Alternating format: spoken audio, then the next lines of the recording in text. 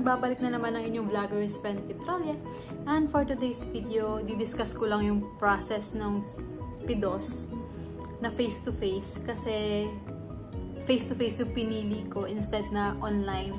Since taga Metro Manila lang naman ako and medyo accessible naman yung CFO sa QL. So, i-discuss ko dito yung process kung paano mag-register online for PDOS. Ayan, sa Google, type mo lang CFO. Then, lalabas naman na dyan yung website ng CFO, which is yun nga, cfo.gov.ph. Then, click mo lang siya. Doon, pupunta ka na dun sa website nila.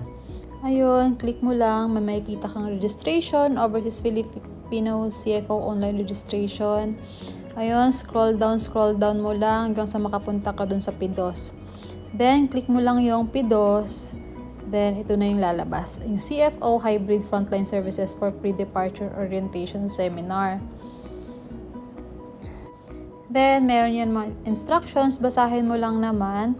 Then, merong dalawang options. Ayun nga, yung face-to-face tsaka yung online. So, sa akin nga, pinili ko talaga is yung face-to-face kasi hirap ako mag-book online.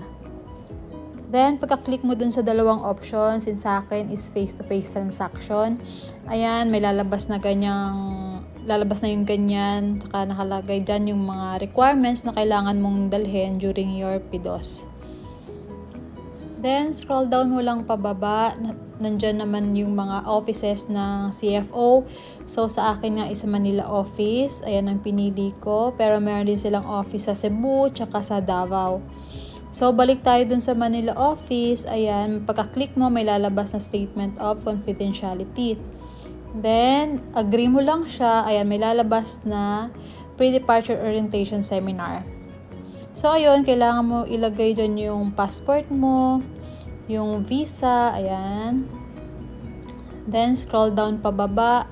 Dyan mo lalagay. Fill out mo lang yan, yung last name, first name, middle name. Ayan, yung mga details about you. Then, sa bandang baba, ayan, yung petitioner, ganyan, kung saan ka papunta. So, then, pagka-submit mo, ayan, may mag-email sa'yo na confirmation email from CFO registration system. Ayun, tapos may nakalagay doon na link, i-click mo lang siya. So, ayun, pagka-click mo ng link, lalabas na yung PDOS registration steps, pipili ka ng schedule kung kailan ka available. And then, sa bandang baba, meron doon naka-indicate na may lalabas na yung mga details mo. Then, sa bandang baba, ayan, nakalagay na send email with barcode form. Then, may magsisend na naman sa'yo na email. Ayan, nakalagay, reservation confirmed, CFO registration. Ayan, sa baba ng email na yan, nandyan yung attachment. Nandyan nakalagay yung barcode form na kailangan mong i-print para ipakita during your PDOS. Then, kapag schedule mo na, punta ka na sa CFO office. Yung CFO office dito sa Manila is yung sa The Upper Class Tower sa Quezon Ave, Corner Scout Reyes Street. Hindi ko alam kung paano pa-commute papunta doon kasi nag-grab lang din naman ako. So, ayan yung building. Then, hindi dyan yung entrance. Hindi dyan yung entrance sa kahileran ng Popeyes. Dito siya sa side.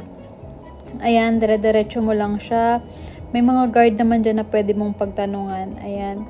Diretso mo lang siya sa side, tapos, huwag kang papasok sa truck. Basta meron dyang pasukan. Then, ilabas mo na rin yung passport mo, tsaka yung barcode form. Ayan, tsaka isang ID, valid ID na may picture mo. So, sa akin is yung PRC ID. Then, bibigyan ka nila ng ID tag na ganyan, yung PDOS. Then, naakyat ka na sa 20th floor. So, ayan yung elevator. Marami ka namang makakasabay dyan. Pag-akyat mo ng 20th floor, ayun, meron namang table doon. Meron mag-check ng passport mo, tsaka yung barcode, kung ano talaga yung scheduled mo. And then, bibigyan ka ng number. Ayun, wait for your number to be called. So, yan yung itsura habang nag-aantay ka na matawag yung number mo. Since meron akong dalawang minor dependents, isang 10 tsaka isang 4, niregister ko rin sila. Individual ang pag-register sa PDOS, guys. Hindi ko na rin sila sinama during the appointment. Dinala ko na lang yung reservation confirmation na email. Kaya lang, hindi ko ma-open yung appointment details nila pinasulat na lang nila ako dun. And then, hintayin mong matawag yung number mo. Ayan, punta ka dyan sa Windows na nakikita mo. Then, ayun, konting verification lang. Ilalabas mo yung passport mo. Doon naman yung visa, stamp, tsaka yung barcode na sinend sa'yo. And then, konting edit-edit kapag may mali ka sinagot dun during sa online. And then, pwede ka na magbayad dun sa cashier. So, ang bayad lang naman is 30 pesos each individual. So, sa akin is 3, yung 2 dependent, pati ako. So, 90 pesos lang binayad ko. Baka may magtanong, bakit hindi ko kasama yung asawa ko during the appointment? Wala kasi magbabantay sa 2 dependents namin. So, kinabukasan na siya magpapapidos.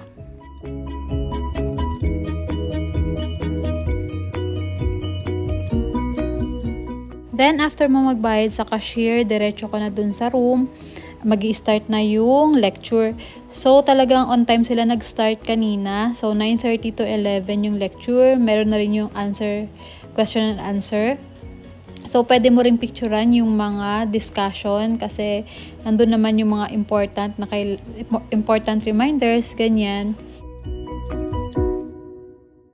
Then, after ng seminar, ayun, ibibigay na yung receipt sa'yo. Gagamitin mo yon para makapag-login ka at makuha mo yung e-certificate mo. So, ayun, yung e-certificate, yun na lang ipapakita mo during your immigration or pwede mo rin siyang i-print.